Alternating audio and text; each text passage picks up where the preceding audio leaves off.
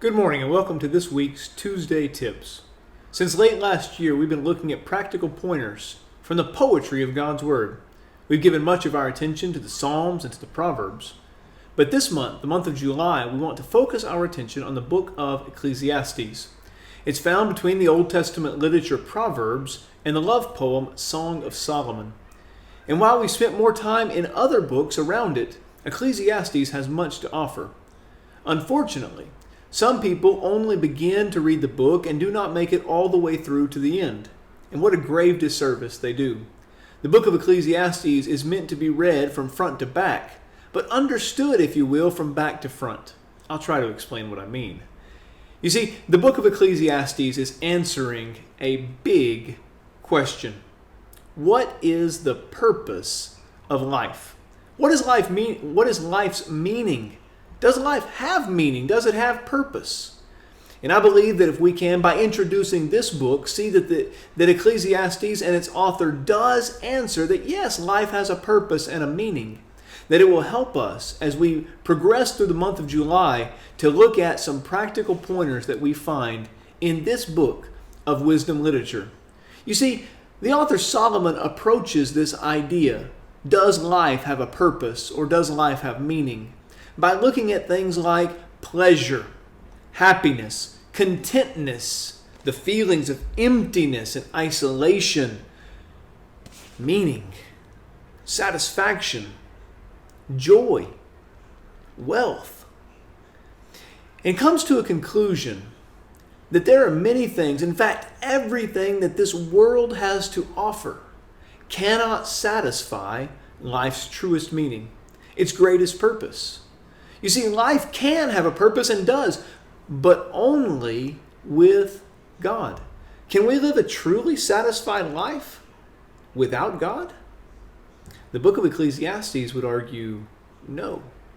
And while that is true of the blessings that we enjoy on this earth, it's also true of our eternal blessings. That only in this life can we enjoy what God has given us to the fullest measure and be truly content, satisfied, and full. But also, when we serve God, we get to enjoy the fullness of eternity in heaven with Him. Consider the author of the book of Ecclesiastes. In the first verse of the first chapter, the writer says, "The words of the preacher, the son of David, king in Jerusalem." Now there were only 3 kings over all of Israel, as chapter 1 verse 12 describes the king over Israel. Those 3 kings were Solomon, David, and Saul.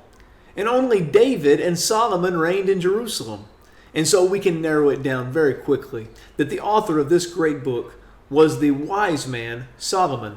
But the text goes on to show us even more, that this individual had great wisdom, as we see in Ecclesiastes 12 and verse 9, and that he was the author of Proverbs, a number of wise sayings.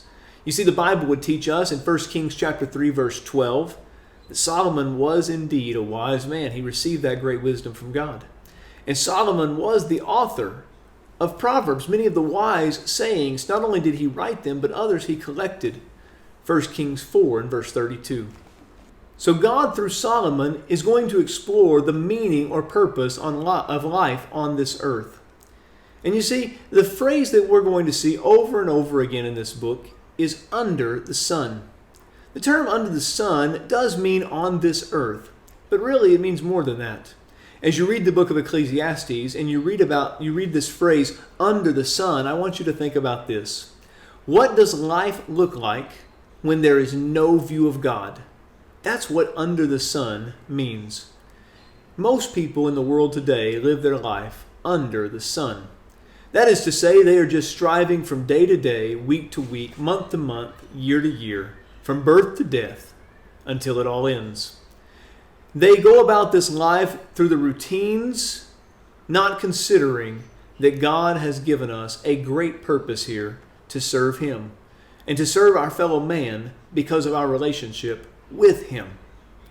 And so what is life under the sun? The conclusion that many people have arrived at of their own accord, and the inspired conclusion in the book of Ecclesiastes is really a sad one. The word that Solomon uses is vanity. vain, empty, nothingness, meaningless, worthless. And so one of the key terms throughout the book is vanity, because that's what life is without God. And so what must I do? Then I find another key phrase throughout the book: fear God. To fear God does not mean to tremble every time I think of Him. However, if I were to enter into His holy presence, certainly I would have the attitude of Ezekiel, who fell on his face in Ezekiel chapter 1. Or Isaiah in Isaiah chapter 6, who said, "Woe is me, I am undone." Or John in the presence of the vindicated, resurrected, and glorified Christ in Revelation chapter 1, who fell down to his knees, and yet God each time lifted those men up to serve Him without fear. But fear is to have the proper reverence for God, that which is due Him and His holy name. You see, when I can fear God, not only can I begin to gain wisdom, Proverbs 1:7, but I also begin to see the meaning of life. As I read through this great book, I will find other key themes that rise up to the top. One of them is man's mortality. That is to say that you and I, unless Jesus comes again, will all face the same certain end: death. Death is not something to be feared. It's not something even to be pushed off and off and off. It's simply the end of all things. The animal world dies. The fool dies. The rich die. The poor die. The wise die. The Christian die. The saved die. The sinners die. We all die. That's a reality that we must face. However, if I live my life under the sun, only worried about this life and not God, then death is terrifying. But if I fear God, I know the one who raises the dead, the one who judges me after death. Then you see, I can have hope in this life, contentness, satisfaction, joy. Because I can live this life knowing that God has blessed me with good gifts. And I can receive those blessings from the hand of God, knowing that I do not earn them all on my own, but that He is the one who gives me power to get wealth. That He is the one who gives me the function of my body. That He is the one that gives me the eyes to see and the nose to smell, to enjoy His creation around me. But also He is the one to whom I am accountable for all things. He is the sovereign one over all souls. All souls are His. He is the God above all and sovereign one. And He will judge after this life is over. But He blesses both here and now and eternally. And so as I live my life, I might live under the heat of the sun, but I live with a recognition of God.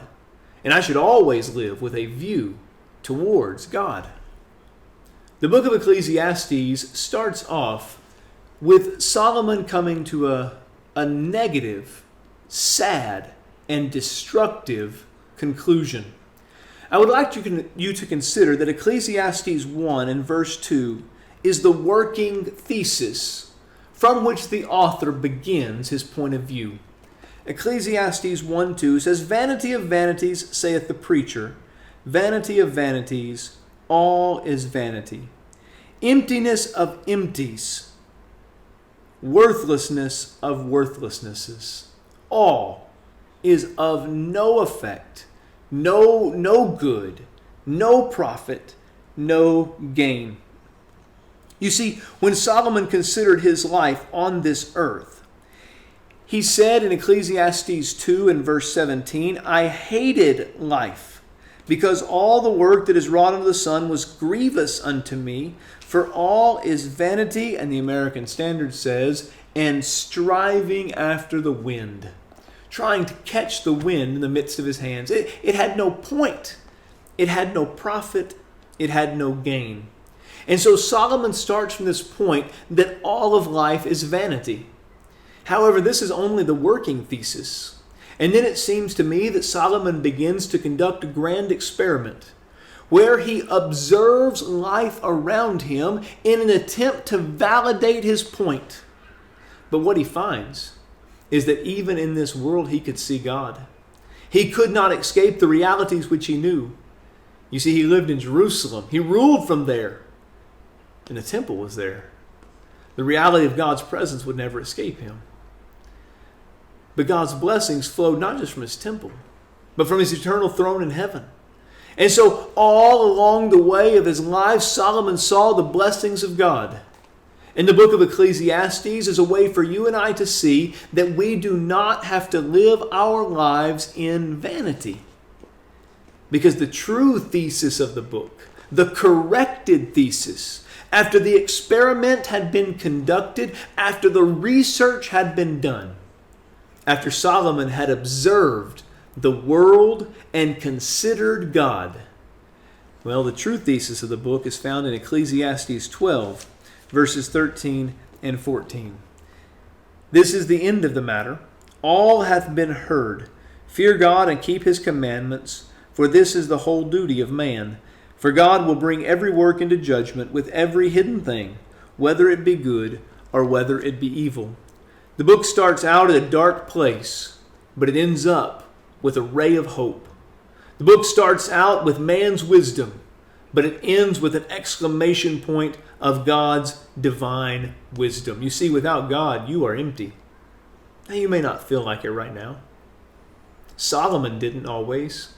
Sometimes he sought to fill that emptiness, that void, with wisdom, with education, with women, with wine, with wealth, with all of the things this world had to offer, with the works of his very hand.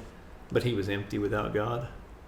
Without a true relationship with him, as Solomon fell away from faith, Solomon became empty and emptier and emptier. And so is everyone that we meet today without God. They may not realize it at this moment, but that's how life is set up to be. Because this is the end of the matter. All has been heard. Our purpose here, to fear God and keep his commandments. This is the whole of man. Without God, the work of my hands is empty. It's vain. It's void. It's useless. It's like trying to grab the wind. I can't catch it. It's not like catching a ball. It's like catching the wind. There's no use. But with God, your life and my life have purpose. And that's Solomon's great understanding.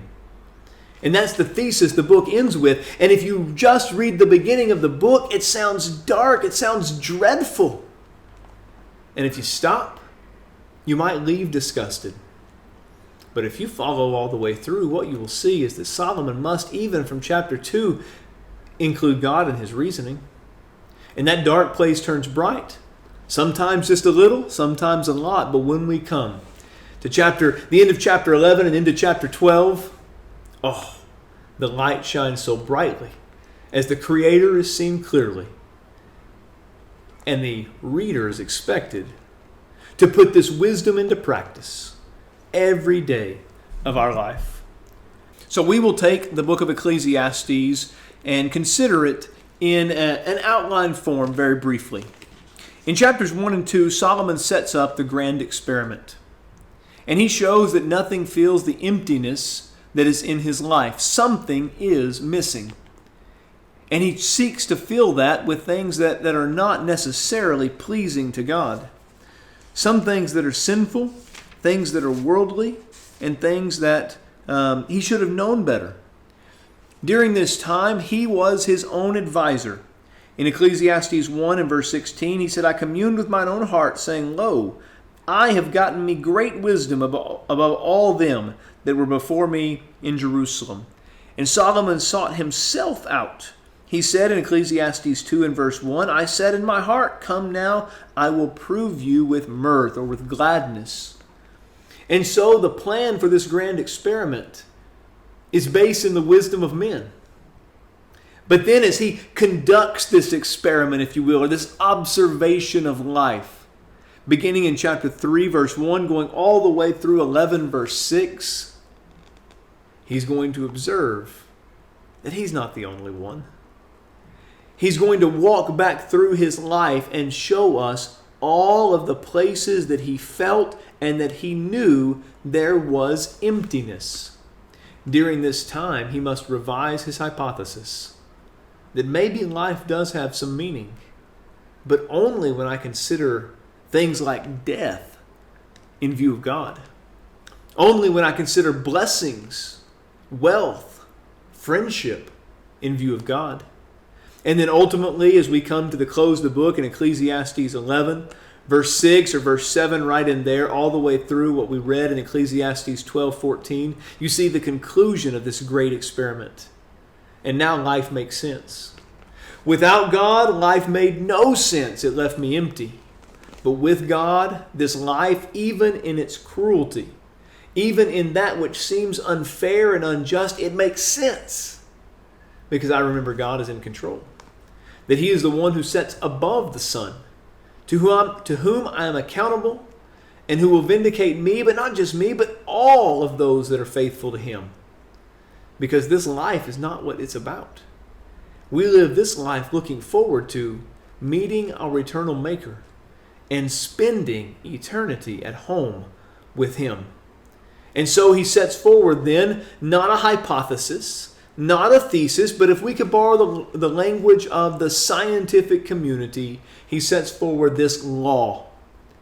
Fear God and keep His commandments, for this is the whole of man. You see, that's the book of Ecclesiastes. If we read it from the beginning to the end, and we make it all the way through, then we have understanding. It becomes clear. But if you and I were to stop just part of the way through, or just read the first few chapters, we would do ourselves a great disservice. Even worse than that, we would do God a disservice. Because we want to study His Word in its completion, in its fullness, to understand it as it is written to the best of our ability, and put it into practice each day.